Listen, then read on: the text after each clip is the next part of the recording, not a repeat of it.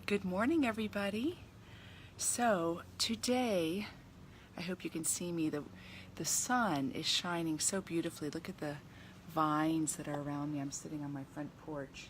It's like I'm in a big canopy, but I'm only up a couple steps from the ground.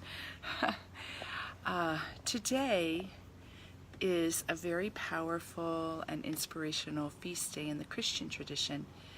It's one that has always been super close to my heart, and it's called the Visitation. There's very little that's said about it in the New Testament, but what little is said is really packed with a lot of power and inspiration for us. It kind of goes like this.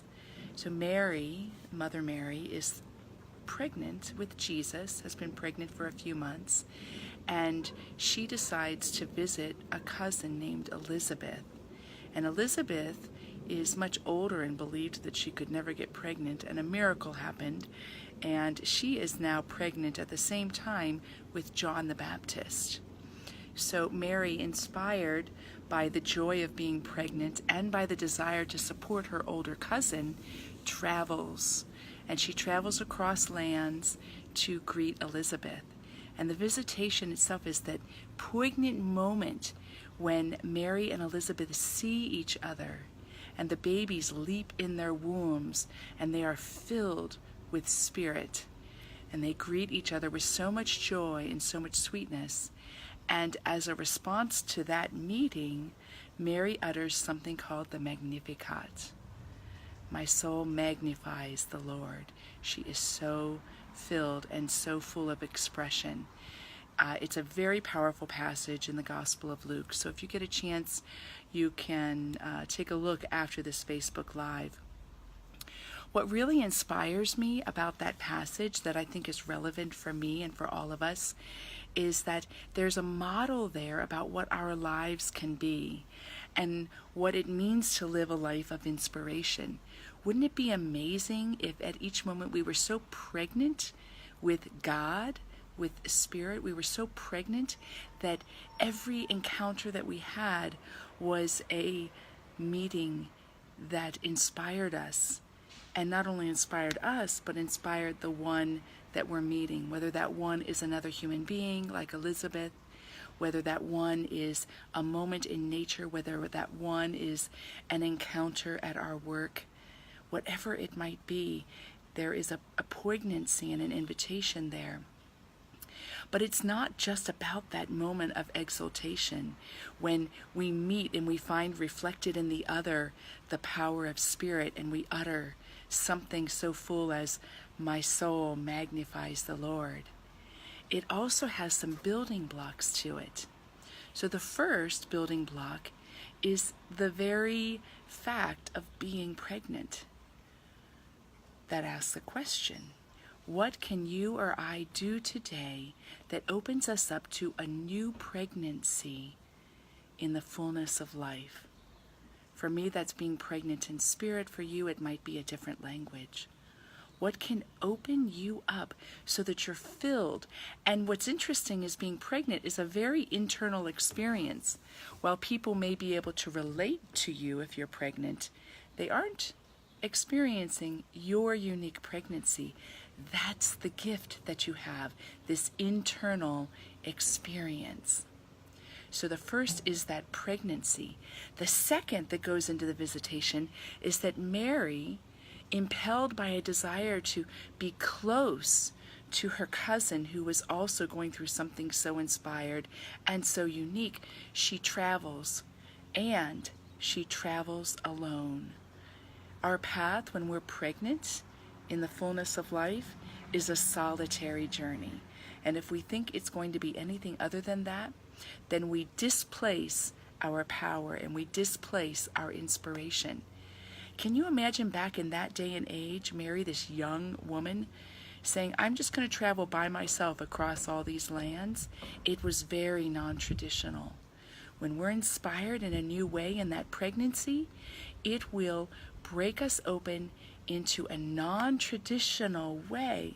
Very often it's not going to make us fit in the constructs of our society or our world. It's going to have us saying yes to do something that's countercultural, that might be pushing us to the edge of our comfort zone. We travel alone, and we travel into new places. Mary traveled not only alone on the inside, but across lands, which to me is a metaphor of traveling into new territory, accepting that we can trust when we are broken open to travel into new and strange lands. The third message that I believe is here in this visitation celebration is that when we are filled, it naturally overflows into service. So we are not committed to service so that we'll be filled, but we are filled, and the outcome is that we want to naturally share and express from that place of joy. And when we give ourselves in that service, like Mary gave herself to go help her cousin Elizabeth, can you imagine how Elizabeth must have felt as well? Here she is, considered an old woman, and we don't know how old that really is. Might be younger than me even in these days. An old woman who's pregnant, and the disbelief that she probably was surrounded by, and the foreignness within her body, the longing she had for so many years, and the resignation she had about not being able to have children, then bam, all of a sudden she's pregnant. So Mary wanted to be of service with that.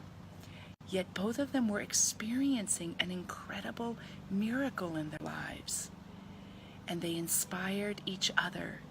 When we're full of spirit, then when we overflow into service, it launches us into new experiences of being inspired by the one before us. So it's not us just giving, it's in the process of giving that we receive even more. So how can you live out the visitation today? And where are you at in that?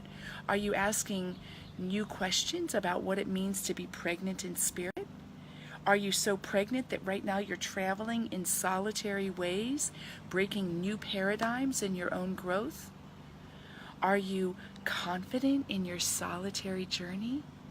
Are you just at a moment of new inspiration, meeting another and being inspired by them? This feast day of the Visitation is fraught with banquet themes, and reminds me about how much life, even when we travel alone into new places that may feel foreign or empty or uncertain, that it's leading us into new realms of fullness. So I'm committed today to flesh out what the visitation is for me. Hopefully you will as well. Great to be with you. Mwah. Much love. Thanks, Suzanne. I see your amen, sister. Woohoo! Let's do this. Blessings.